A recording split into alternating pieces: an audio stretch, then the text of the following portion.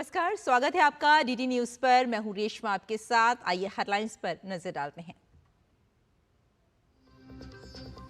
रक्षा क्षेत्र में भारत का बड़ा कारनामा, लेजर बीम से फिक्स्ड विंग ड्रोन को मार गिराने की हासिल की क्षमता। अमेरिका, चीन और रूस जैसे चुनिंदा देशों में हुआ शामिल।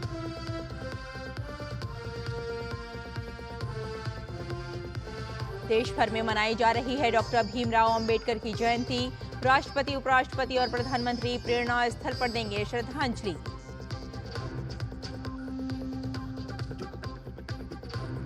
आज हरियाणा के दौरे पर प्रधानमंत्री नरेंद्र मोदी हिसार एयरपोर्ट से अयोध्या के लिए पहली उड़ान को दिखाएंगे हरी झंडी। यमुनानगर में करोड़ों रुपए की विकास परियोजनाओं की करेंगे शुरुआत।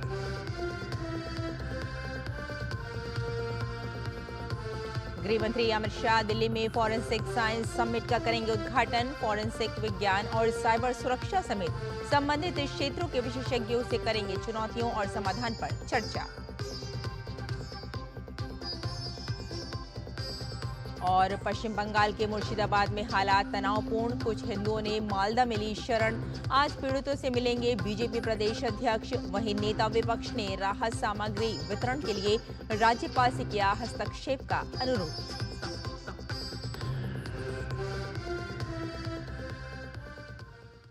और आइए अब समाचारों पर डालते हैं विस्तार से नजर।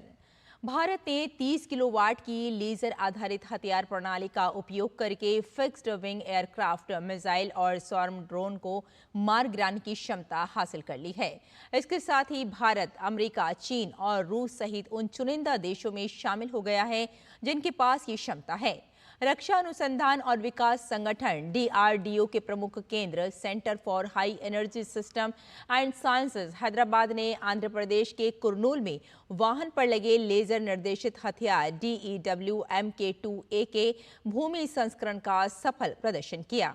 DRDO ने कहा है कि इस सफल परीक्षण के साथ भारत वैश्विक शक्तियों के उस समूह में शामिल हो गया है जिसके पास उच्च शक्ति वाली लेजर DEW प्रणाली है। रक्षा अनुसंधान तथा विकास विभाग के सचिव और DRDO के अध्यक्ष डॉक्टर समीर V कामत ने कहा कि ये यात्रा की शुरुआत मात्र है।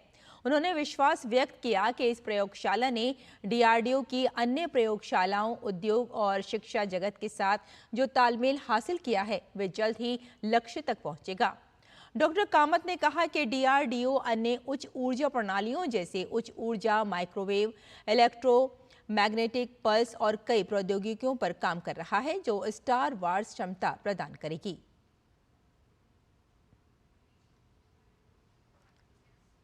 पूरा देश आज डॉक्टर भीमराव अंबेडकर की जयंती पर श्रद्धांजलि अर्पित कर रहा है। इस अवसर पर देश भर में कई कार्यक्रम आयोजित किए जा रहे हैं। राष्ट्रपति द्रौपदी मुर्मू, उपराष्ट्रपति जगदीप धनखड़, प्रधानमंत्री नरेंद्र मोदी और लोकसभा अध्यक्ष ओम बिरला सहित कई केंद्रीय मंत्री, सांसद और अन्य गणमान्य लोग आज संसद परिसर में डॉक्टर अंबेडकर की प्रतिमा पर पुष्पांजलि अर्पित करेंगे।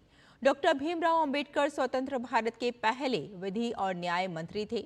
उन्हें वर्ष 1990 में मरणोपरांत भारत के सर्वोच्च नागरिक सम्मान भारत रत्न से सम्मानित किया गया था। केंद्रीय गृह मंत्री अमित शाह ने डॉक्टर भीमराव अंबेडकर की जयंती पर उन्हें नमन किया। गृह मंत्री अमित शाह ने एक्स पर लिखा कि शिक्षा, समानता और न्याय के बल पर सामाजिक क्रांति की नींव रखने वाले बाबा साहेब भीमराव अंबेडकर जी आजीवन वंचितों के अधिकारों के लिए कटिबद्ध रहे। समता, स्वतंत्रता और बंधुत्व पर आधारित संविधान की रचना कर उन्होंने भारत की महान लोकतांत्रिक विरासत को सुदृढ़ आधार प्रदान किया। न्यायपूर्ण और समता मूलक समाज निर्माण की दिशा में बाबा साहब के विचार आज भी हम सभी को प्रेरणा प्रदान करते हैं। महान संविधान शिल्पी और करोड़ों देशवासियों के आत्मगौरव के प्रतीक बाबा साहब भीमराव अंबेडकर जी को उनकी जयंती पर कोटि कोटि नमन करता हूं। मुंबई की चैत्य भूमि पहुंचकर लाखों लोग डॉक्टर अंबेडकर को श्रद्धासुमन अर्पित कर रहे हैं। डॉक्टर अंबेडकर की जयंती को खास बनाने के लिए मुंबई महानगर पालिका, मुंबई पुलिस और भारतीय बौद्ध महासभा की ओर से हर तरह के इंतजाम किए गए हैं ताकि किसी भी अनुयायी को परेशानी न हो। आइए देखते हैं डीडी न्यूज की ये खास रिपोर्ट। भारत रत्न डॉक्टर बाबा साहेब अम्बेडकर की जयंती के अवसर पर चैत्य भूमि पर देश भर से आए लाखों अनुयायी उन्हें श्रद्धांजलि अर्पित करने के लिए भारी संख्या में उपस्थिति दर्ज कराने को बेताब हैं। इस अवसर पर मुंबई महानगर पालिका, मुंबई पुलिस और भारतीय बौद्ध महासभा के संयुक्त प्रयासों से चैत्य भूमि पर व्यापक तैयारी की गई है। महानगर पालिका के कर्मचारियों ने संपूर्ण परिसर को पानी से धोकर स्वच्छ किया है। वहीं पुलिस विभाग ने सुरक्षा की चाक चौबंद व्यवस्था कर भीड़ को नियंत्रित करने के लिए ठोस उपाय किए हैं। शासकीय अभिवादन कार्यक्रम की भी जोरदार तैयारियां चल रही हैं, जिसमें मंच, प्रवेश प्रबंधन और यातायात नियंत्रण पर विशेष ध्यान दिया जा रहा है। इस अवसर पर देश भर से कई अनुयायी चैत्य भूमि पहुंचे हैं। इस कास्ट में आए हैं तो एक बार तो एक दर्शन होना चाहिए और हमको बहुत अच्छा लगता है और हम बार बार यहाँ पर आते हैं, बच्चों को लेके, अपनी फैमिली के लेके। हमारे लिए इतना इन्होंने किया है अम्बेडकर जी ने। चैत्य भूमि परिसर में कई युवा श्रद्धांजलि स्वरूप सेल्फी लेते हुए नजर आए। वहीं दूसरी ओर डॉक्टर अंबेडकर की जीवनी, विचारों और संविधान पर आधारित पुस्तकों की खरीदारी करने वालों की भी अच्छी खासी भीड़ देखी गई। राजीव गांधी मेडिकल कॉलेज ठाणे के अध्यापक डॉक्टर अरुण माने ने कहा कि डॉक्टर बाबा साहेब अंबेडकर एक विचार हैं, एक आंदोलन है। मैं यहाँ पे हर साल डॉक्टर बाबा साहेब अम्बेडकर को अभिवादन करने को आता हूँ। उनसे जो शिक्षित रहने की प्रेरणा दी है बाबा साहेब ने, शिका, संघर्ष करा, संगठित हुआ, ये मेरे जीवन में पूर्णपणे अनुग्रह करके मैं अपना जीवन बौद्ध धर्म करके अपना जीवन समर्पित अपना कर रहा हूँ।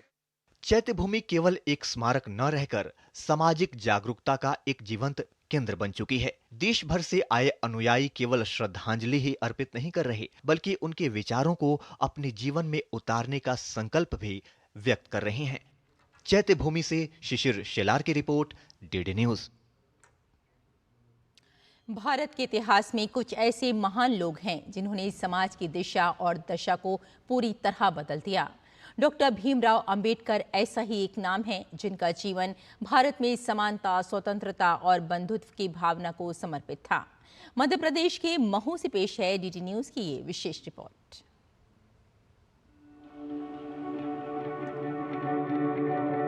संविधान निर्माता डॉक्टर भीमराव अंबेडकर की जयंती 14 अप्रैल को हर साल अंबेडकर जयंती के रूप में मनाई जाती है। ये दिन न केवल उनके जीवन और संघर्षों को याद करने का मौका है, बल्कि न्याय, सामाजिक समानता और मानव अधिकारों के प्रति उनकी प्रतिबद्धता का भी प्रतीक है। डॉक्टर अंबेडकर एक महान समाज सुधारक, अर्थशास्त्री, राजनीतिज्ञ, कानून के जानकार और भारतीय इतिहास के सबसे प्रभावशाली व्यक्तित्वों में से एक थे। हर साल अंबेडकर जयंती पर लाखों लोग महू के डॉक्टर अंबेडकर जन्मभूमि स्मारक पहुंचते हैं, उस महापुरुष को श्रद्धांजलि देने जो वंचितों की आवाज बने।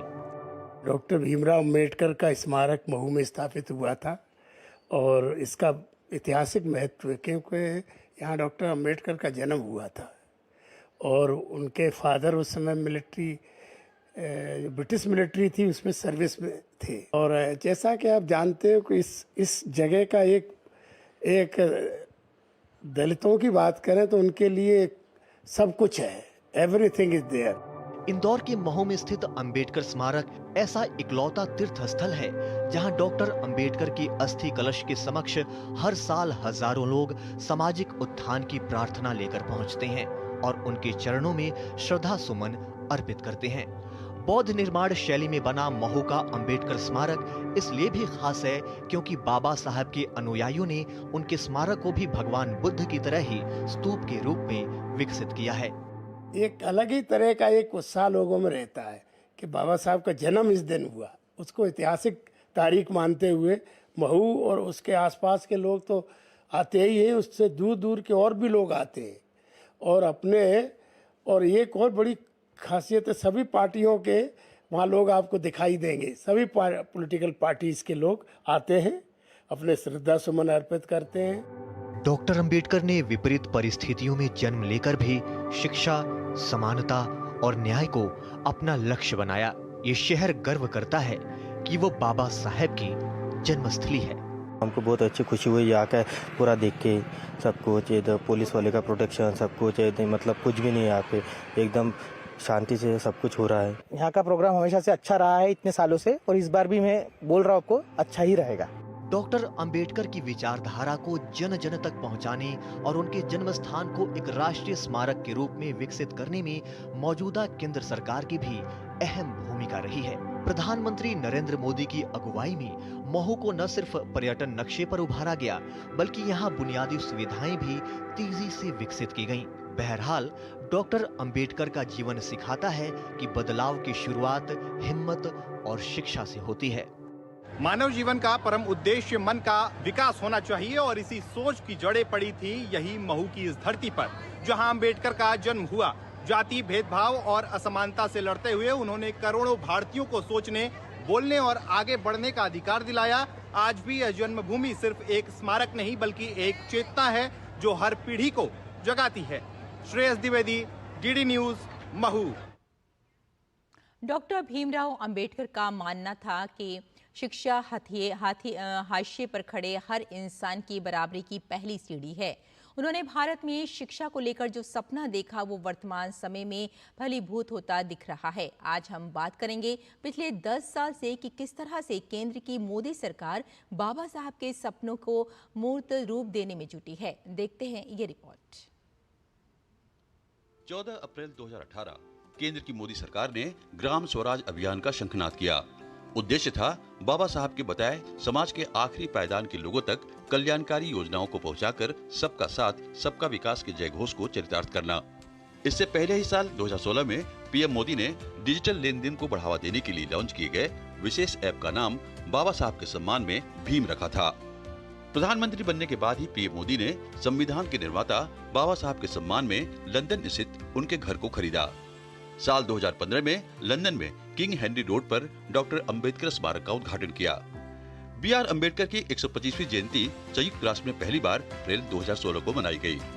बाबा साहब के जीवन से जुड़े 5 महत्वपूर्ण स्थानों को तीर्थस्थल के रूप में विकसित किया गया।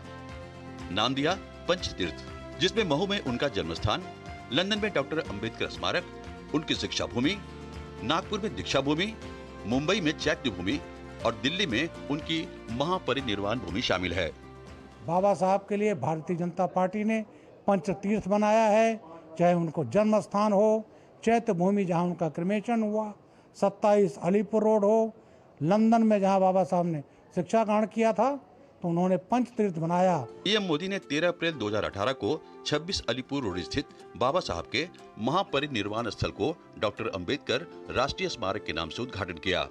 साल 2015-16 तक डॉक्टर अंबेडकर की 125वीं जयंती वर्ष पर राष्ट्रव्यापी समारोह आयोजित किया गया। पीएम मोदी ने 2015 में नई दिल्ली में डॉक्टर अंबेडकर अंतर्राष्ट्रीय केंद्र की आधारशिला रखी। अंबेडकर के नाम पर स्मारक डाक टिकट का विमोचन किया गया। प्रत्येक वर्ष नवंबर के 26वें दिन को संविधान दिवस के रूप में मनाने का निर्णय लिया गया। प्रथम संविधान दिवस पूरे देश में धूमधाम से मनाया गया। 6 दिसंबर 2015 को डॉक्टर बी.आर. अंबेडकर की 125वीं जयंती वर्ष समारोह के तहत 2 स्मारक सिक्के जारी किए गए। डॉक्टर अंबेडकर चिकित्सा सहायता योजना के तहत 2024 में 90 लाभार्थियों को 215.64 लाख रुपए जारी किए गए। से मोदी जी 2014 में हुए तो बाबा साहब के लिए क्या किया गया, वहाँ 26 नवंबर को मनाया गया संविधान दिवस। कांग्रेस उसको विरोध करती रही, कहती थी अरे जब 26 जनवरी है ही है तो क्यों मना रहे हैं। लेकिन 2 दिन का विशेष अधिवेशन मोदी जी ने पार्लियामेंट का किया और संविधान दिवस जो है मनाया जाता है बाबा साहब के सम्मान में। देश भर में 30 से अधिक केंद्रीय विश्वविद्यालयों में डॉक्टर अंबेडकर उत्कृष्टता केंद्र शुरू किए गए। माध्यमिक विद्यालय परीक्षा 10वीं के SC और ST के मेधावी विद्यार्थियों के लिए डॉक्टर अंबेडकर राष्ट्रीय योग्यता पुरस्कार योजना चलाई गई।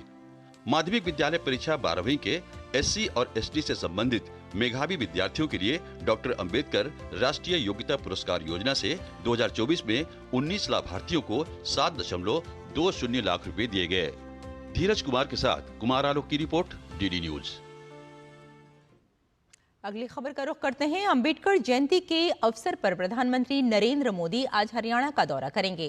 पीएम सबसे पहले हिसार जाएंगे, जहां वे हिसार से अयोध्या के बीच हवाई सेवा की शुरुआत करने के साथ ही एयरपोर्ट के नए टर्मिनल भवन का शिलान्यास करेंगे। दोपहर के बाद पीएम यमुनानगर में कई विकास परियोजनाओं का लोकार्पण और शिलान्यास करेंगे।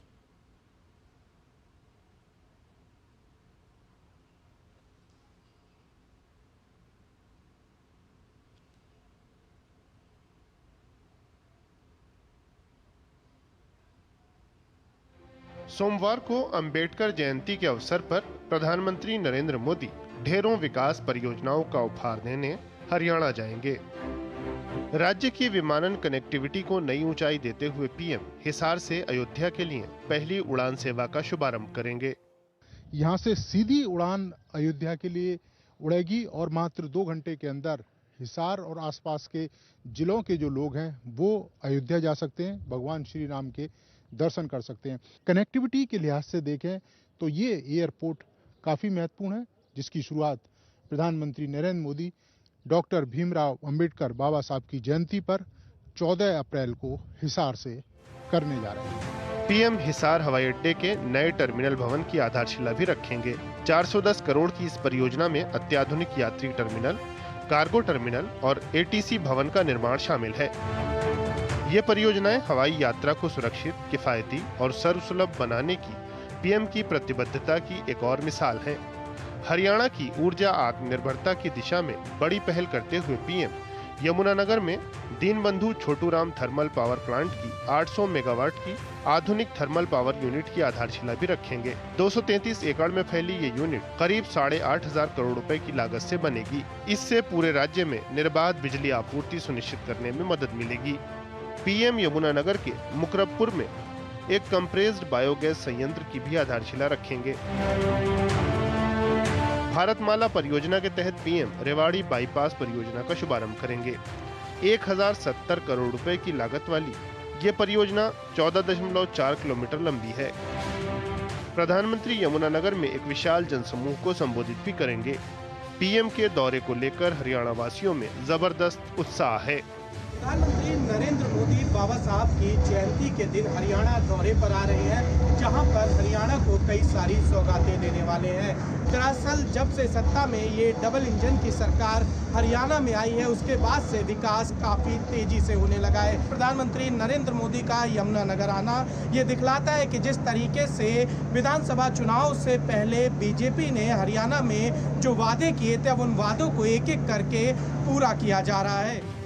हरियाणा में अत्याधुनिक सेवाओं की आपूर्ति डबल इंजन सरकार की प्रतिबद्धता रही है। विकास के ये नए उपहार राज्य की प्रगति को नई रफ्तार देंगे। नीरज सिंह और निशांत राय के साथ bureau report, DD news. Haryana के लिए आज का दिन बेहद खास है। पीएम के दौरे को लेकर हरियाणा के मुख्यमंत्री नायब सिंह सैनी से बात की हमारे संवाददाता नीरज सिंह ने। मुख्यमंत्री नायब सिंह सैनी जी इस समय हमारे साथ हैं। सर, हिसार के लिए बड़ा दिन है और एक लंबे प्रयास के बाद एयरपोर्ट की शुरुआत होने जा रही है, कैसे देखते हैं आप? देखिए, हिसार के लोग, हरियाणा के लोग, देश के यशस्वी प्रधानमंत्री मोदी जी का विजिट है। विकसित भारत, विकसित हरियाणा में उनका एक बड़ा कदम ये होगा और हरियाणा को पहला एयरपोर्ट मिल रहा है। यहाँ के लोगों को भगवान श्री राम के भव्य दिव्य दर्शन करने का भी मौका मिलेगा, क्योंकि अयोध्या के लिए फ्लाइट शुरू होगी और पूरा हिसार, पूरा हरियाणा आदरणीय मोदी जी के स्वागत के लिए तत्पर है और उनका खुल करके स्वागत करेगा। इंडस्ट्रियल डेवलपमेंट के लिए कितना बड़ा कदम है, क्योंकि आप देखें कि जिंद है, रोहतक है, हिसार है और इसके आसपास का जो इलाका है उसको एक बूस्ट मिलेगा। देखिए, जब कोई इस प्रकार का बड़ा प्रोजेक्ट आता है, अगर छोटा भी कोई प्रोजेक्ट आता है, कोई सड़क बनती है, उससे विकास की गति तेज हो जाती है। ये तो एयरपोर्ट यहाँ से शुरू हो रहा है, उसका शुभारंभ हो रहा है। विकास बड़ी गति से हिसार के अंदर चलेगा और यहाँ पर बड़ी इंडस्ट्रीज, मल्टीपल इंडस्ट्रीज, उसके लिए भी, क्योंकि लोगों के द्वार खोलने का काम ये एयरपोर्ट करेगा। चलिए, धन्यवाद। तो ये थे हमारे साथ मुख्यमंत्री हरियाणा नायब सिंह सैनी जी, जो बता रहे थे कि इस एयरपोर्ट का बड़ा लाभ यहाँ के लोगों को और इसके अलावा आसपास के लोगों को मिलेगा और विकसित हरियाणा की उड़ान में एक नया कदम हिसार का एयरपोर्ट रखने जा रहा है। कैमरामैन आनंद कश्यप के साथ नीरज सिंह, डीडी न्यूज, हिसार। और बुलेटिन में यहाँ लेते हैं एक छोटा सा ब्रेक, जल्द हाजिर होते हैं। आप देखते रहिए डीडी न्यूज।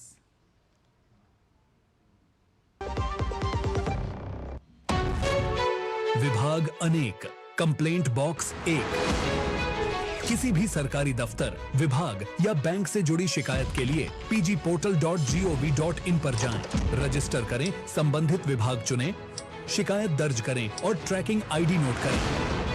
SMS या ईमेल पर एक्नॉलेजमेंट पाएं और शिकायत का जवाब सीधे मंत्रालय से प्राप्त करें। अब तक 1,12,00,000 से अधिक भारतीयों ने भरोसा जताया। CP ग्राम्स, आपकी हर शिकायत का हल।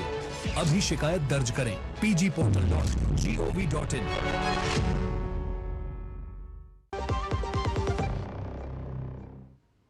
ब्रेक के बाद एक बार फिर आपका स्वागत है। आइए आगे बढ़ते हैं। पश्चिम बंगाल के मुर्शिदाबाद जिले में वक्फ संशोधन अधिनियम को लेकर सांप्रदायिक हिंसा जारी है। हिंसा से प्रभावित सैकड़ों हिंदुओं ने भागीरथी नदी पार कर मालदा में शरण ली है। इस बीच पश्चिम बंगाल विधानसभा में विपक्ष के नेता और बीजेपी विधायक सुवेंदु अधिकारी ने मुर्शिदाबाद के हिंदुओं की मदद के लिए अपील की है। साथ ही राज्यपाल CV आनंद बोस से रेड क्रॉस सोसाइटी को सक्रिय करने का अनुरोध किया है। उन्होंने अपने एक्स अकाउंट पर लिखा, कुछ लोग BSF कर्मियों की सहायता से अपने घर वापस आ गए हैं। जिला प्रशासन और पुलिस अधीक्षक राहत सामग्री वितरण के लिए लोगों को इन क्षेत्रों में पहुंचने की अनुमति नहीं दे रहे हैं। मैं इस संबंध में ईमेल भेज रहा हूं, लेकिन अभी तक उनकी ओर से कोई जवाब नहीं मिला है। उन्होंने आगे लिखा कि मैं रामकृष्ण मिशन, भारत सेवाश्रम संघ और इस्कॉन जैसे परोपकारी संगठनों से अपील करना चाहूंगा कि वे खाद्य सामग्री और पीने के पानी की व्यवस्था करके संकट में फंसे लोगों की मदद करें। इसके अलावा जो भी दयालु लोग इन क्षेत्रों में पहुंच सकते हैं और मदद करने के लिए तैयार हैं, लेकिन उन्हें सहायता के लिए किसी स्थानीय संपर्क की आवश्यकता है, तो वे संपर्क के लिए मुझे अधिकारी सुवेंदु bi@gmail.com पर ईमेल भेज सकते हैं। साथ ही उन्होंने ये भी कहा कि मैं पश्चिम बंगाल के राज्यपाल CV आनंद बोस से भी अनुरोध करना चाहूंगा कि वे कृपया रेड क्रॉस सोसाइटी की पश्चिम बंगाल इकाई को सक्रिय करें, ताकि वे राहत सामग्री के वितरण के लिए प्रभावित क्षेत्रों का दौरा कर सकें। पश्चिम बंगाल में जारी हिंसा पर राज्यपाल CV आनंद बोस ने चिंता जताई है। उन्होंने मुर्शिदाबाद में कानून व्यवस्था की स्थिति पर कहा कि राजभवन मुर्शिदाबाद और अन्य हिंसा प्रभावित क्षेत्रों में स्थिति पर नजर रख रहा है। इसे लेकर मुख्यमंत्री के साथ चर्चा हो रही है। गृह मंत्रालय पूरी स्थिति पर नजर रखे हुए है। BSF और स्थानीय पुलिस सहित जांच अधिकारियों से रिपोर्ट एकत्रित की जा रही है। Raj Bhavan core group has been monitoring the situation in Murshidabad and other violence hit areas on a real-time basis. Discussions have been held between the Governor and the Chief Minister. Government of India, Ministry of Home Affairs is watching the situation diligently, effectively. Situation reports have been gathered from the law enforcement authorities, including the BSF and the local police. The Government of India, Ministry of Home Affairs, has deployed central forces in sufficient numbers, and more reinforcement is ready for any action anytime. Nobody, I repeat, nobody will be allowed to take law in their hands. और गृह मंत्री अमित शाह दिल्ली में आयोजित forensic science summit का आज उद्घाटन करेंगे। राष्ट्रीय फॉरेंसिक विज्ञान विश्वविद्यालय नए आपराधिक कानूनों के प्रभावी कार्यान्वयन और आतंकवाद से निपटने में फॉरेंसिक विज्ञान की भूमिका के विषय पर अखिल भारतीय फॉरेंसिक विज्ञान सम्मेलन का आयोजन कर रहा है। अमित शाह फॉरेंसिक विज्ञान और साइबर सुरक्षा समेत संबंधित क्षेत्रों के विशेषज्ञों से तमाम चुनौतियों पर चर्चा करेंगे। सम्मेलन में 2 प्रमुख कार्यक्रम आयोजित किए जा रहे हैं, जिनमें फिल्म फॉरेंसिक संगोष्ठी और फॉरेंसिक हैकाथॉन शामिल है।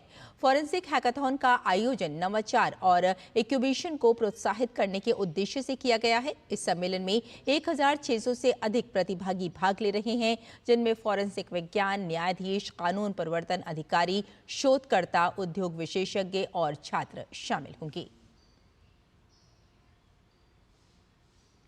और खेल की खबरों में पूर्व भारतीय क्रिकेट कप्तान सौरव गांगुली को इंटरनेशनल क्रिकेट काउंसिल की पुरुष क्रिकेट समिति का फिर से अध्यक्ष नियुक्त किया गया है और टीम इंडिया में लंबे समय तक उनके साथी रहे वीवीएस लक्ष्मण को फिर पैनल के सदस्यों के रूप में चुना गया है।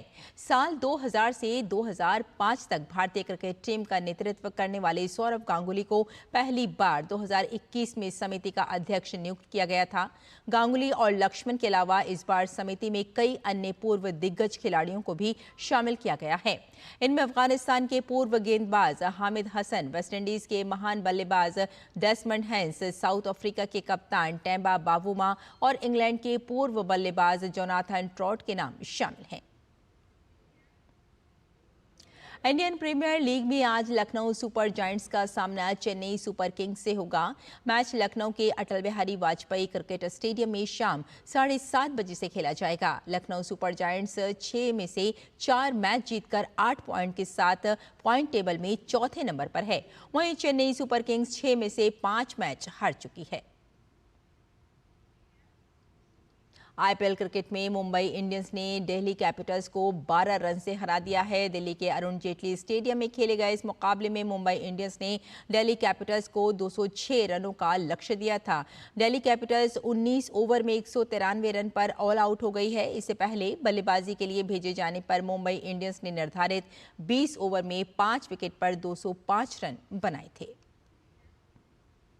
तो इस बुलेटिन में फिलहाल इतना ही, लेकिन डीडी न्यूज पर खबरों का सिलसिला जारी रहेगा। अनुमति दें, नमस्कार।